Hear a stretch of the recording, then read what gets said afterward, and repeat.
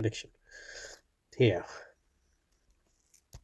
Obviously, contradiction here can't mean strict logical contradiction or tanaqud in Arabic. But when he says that if they say, I mean, modern nation state does not stand in contradiction with the implementation of Islamic Sharia.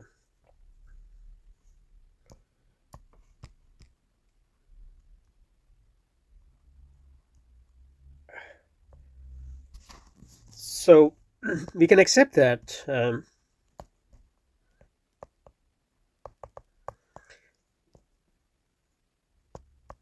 you can, in principle, construct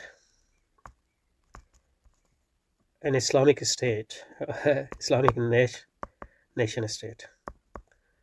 So Morsi's Egypt, for example, or Erdogan's Turkey can become nation states. They are nation state, obviously, and they can implement Sharia fully. I guess you can't do fully, but at least partially. So there's no contradiction in this sense. There's no contradiction. So in democratic election,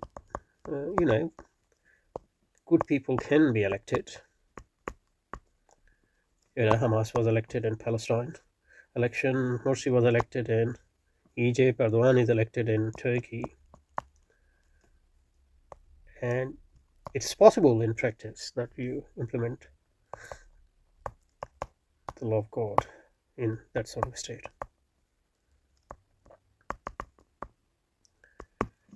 So in this very basic sense, there is no contradiction. So where is the contradiction?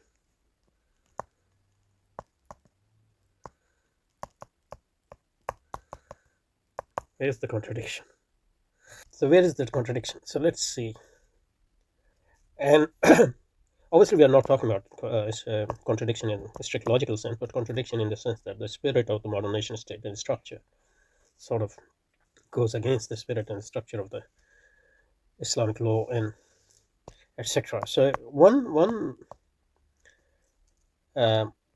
principled way in which a contradiction can emerge and does emerge is that nation state has boundaries. There's inside and there is outside. And this nation state draws its legitimacy from inside. From inside.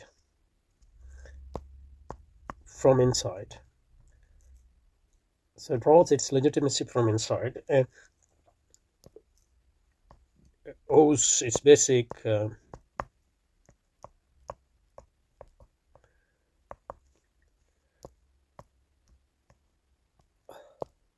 I'll say loyalty and duty to inside. Duty is a better one, to inside.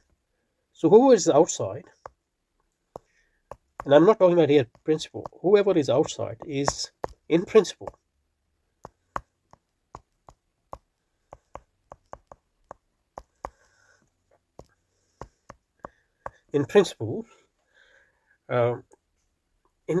nation state doesn't drive its legitimacy from outside, and in principle it doesn't owe any basic duty to outside. And this obviously contradicts the Islamic principle of, for example, the zimma. I don't know how to translate zimma, but basic political and non-political loyalty, let's say, of Muslims is one. So if zimma of all the Muslims in the world is one, so how can this nation state, in principle, I'm not talking about practical term, can discriminate between a Bengali, for example, trying to cross border from India to Pakistan in a Bengali which is already living inside Pakistan and hold a Pakistani passport. And obviously, nation state makes a principle, fundamental distinction between these both. Pakistani state is beholden to this Bengali, which is inside, and owes duty to him or her, duty of protection, and its rights on him, draws its partial legitimacy from that. But it doesn't owe any Islamically ordained legitimacy and duty to this Bengali person. And if it does owe any legitimacy or duty to this person according to humanitarian law, etc., that's different from the notion of Zimma. Zimma is small. So I'm not talking about practical term, but in principle, any Muslim nation state, or Turkish state, for example, if it were to become a fully Muslim Islamic nation state, it will still discriminate between its own citizens and a Kurdish Muslim living outside its territory in northern Iraq, for example. So that's one fundamental contradiction at the principle level. And you can think of other contradiction as well. One, I'll mention another major contradiction. So nation state is embedded in a world system, and United Nations and international bodies basically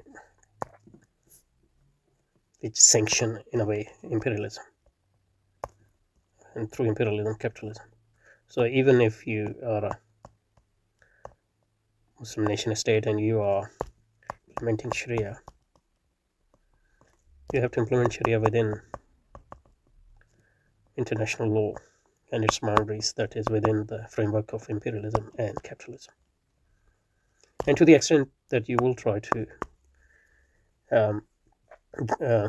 break through this, you will no longer be a nation state in a strict sense, and you can't do that without overcoming your status as a nation state and establishing yourself as a potential universalist state, which is bounded by boundaries only in a contingent terms and not in any essential terms assumed by a modern nation or a modern nation state. And third and final thing I would like to mention is that even if you fully implement Sharia as a nation state, you can't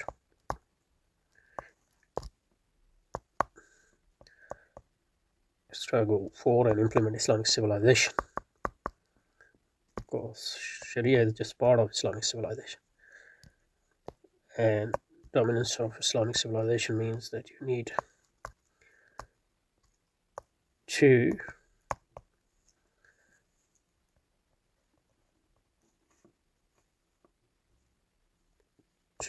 overcome capitalism. State try to establish Islamic way of life and overcome capitalism. But overcoming capitalism obviously requires overcoming nation state as well. So we have discussed that at other places, and maybe we'll come back to that. But these are sort of contradictions which come to mind. So contradiction is not that you can't implement Sharia nation state. At least you can implement Sharia, and it can be almost full implement. It can also be almost full implementation of Sharia, and you can have a state machinery run by very practicing and well-meaning Muslims. But the contradiction is that you can't transcend Sharia to the implementation of Islamic way of life, Islam as a civilization, etc. So that's the contradiction. Okay, let's go back to the text. So